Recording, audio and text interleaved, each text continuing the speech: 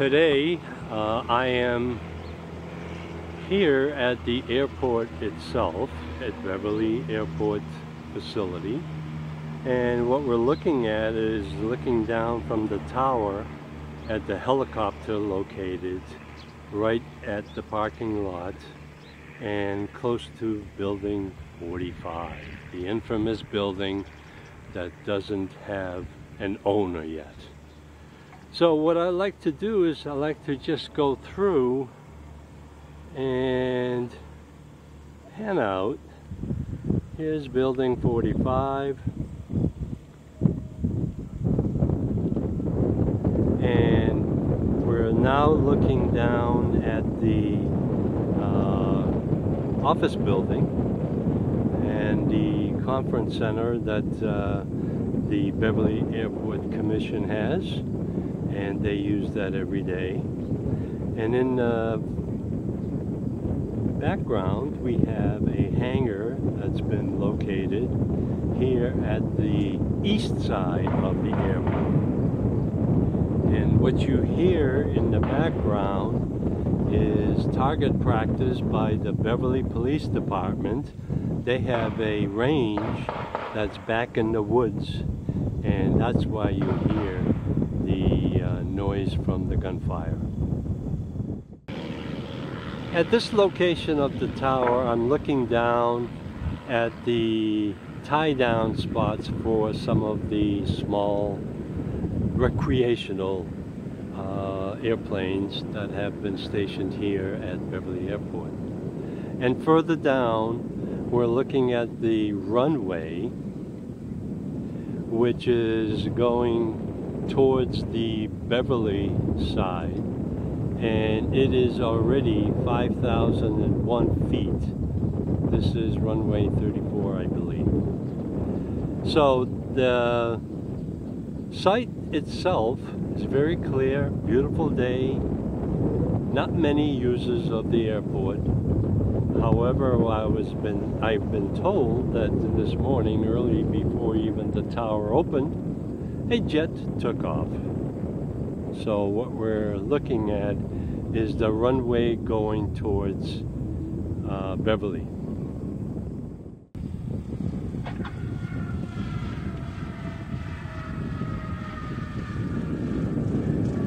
Here we have an airport landing on runway 34. I think it's 1634, but yep. And these planes do not need even 1/3 of the length of the runway to land and take off. The only reason the airport expansion that's taking place and is being disguised as a safety zone, that's not true. The airplanes rev up their engines on the west side of the airport, down by the fuel facility and the FBO, and that's when the noise is created because the engines rev up high.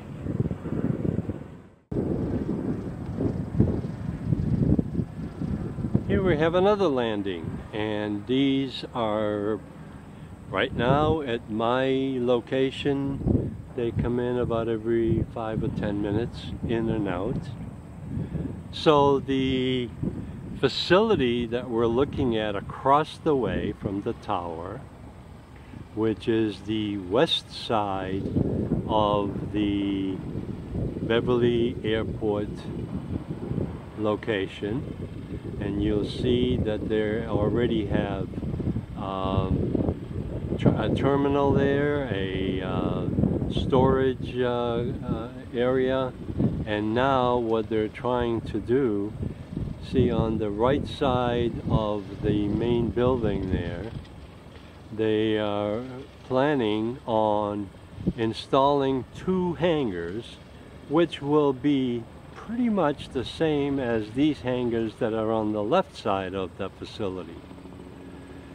And the thing is that already the west side of the airport is considered congested too close to the residential area on Old Beverly Street, and now they're planning to create more space for warehousing planes, and the reason is primarily for jets. So the jets themselves are right now tied down only for a certain period of time between flights, because they come in and then take off, then come back and take off again on a daily basis.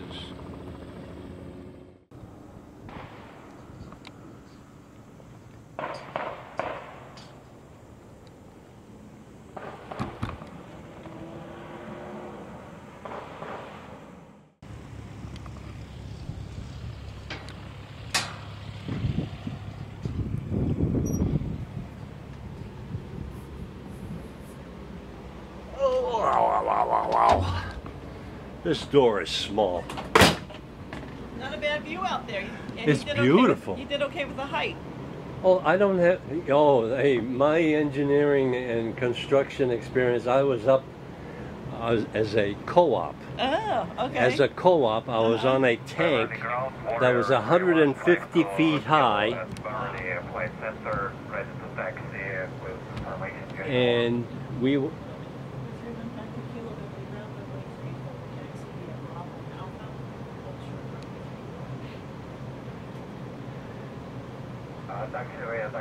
Bravo, circle, short runway 34, 5 kilo.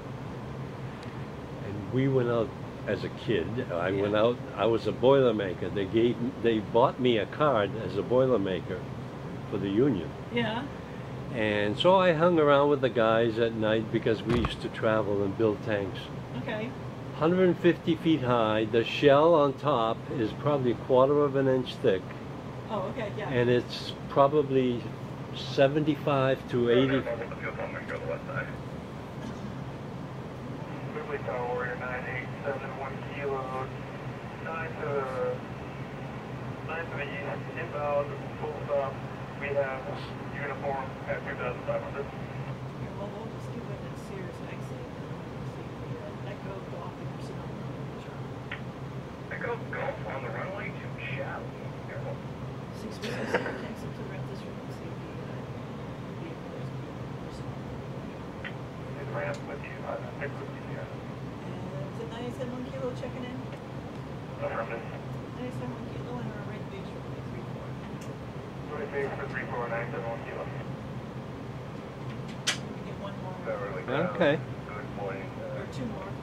Cessna 177 Foxtrot at the tower ramp with uniform protection. So someone took to a pop shop, doubly ground, runway 34, next to the end of Russia, what you said. 34 Echo across the 7, Foxtrot. 2 kilo, cross runway 34. Cross runway 34, then taxiway Echo 5 kilo. View from the tower room and the taxiing that goes on daily. 34 clear to land 971 kilo. Now there's no secret equipment up here that I have to watch out for. No, I mean, you know, where's this going to go, Mark? Because I'm going to... It's gonna go on television. Oh, yeah? Okay.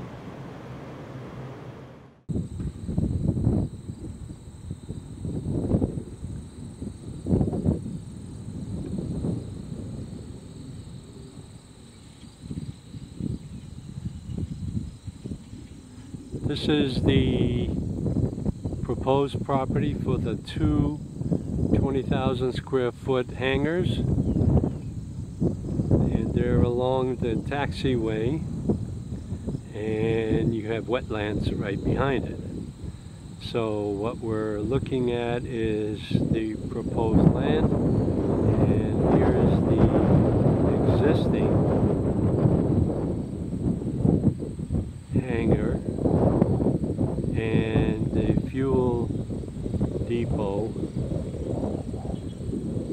which is behind the bushes.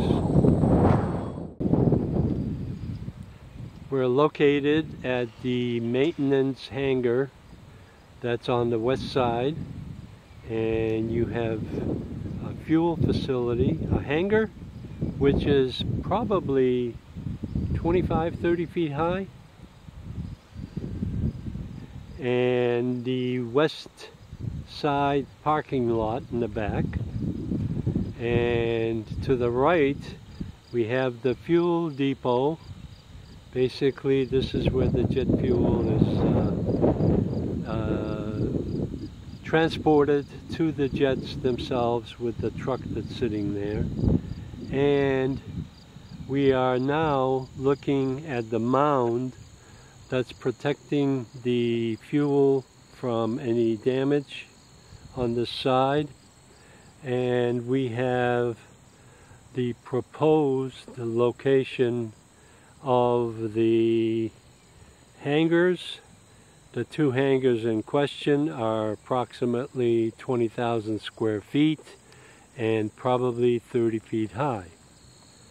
I was very concerned about the location of these hangars because of the proximity to the residential area in Danvers.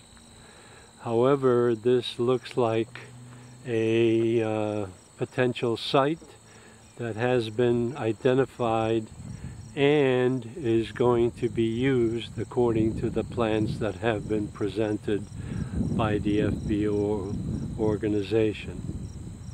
Right now we're looking at the taxiway that's adjacent to a lot of open space against the main runway, and this taxiway is being planned to be moved towards the runway because there's a lot of wasted space.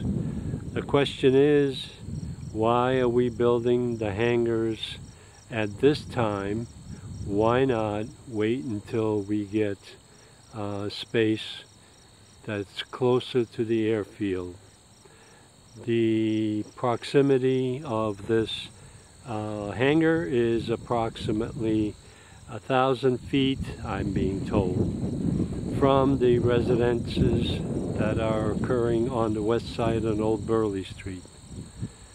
I will be discussing this with the Beverly Street residents, and we'll be looking forward to looking at the location for the future hangars.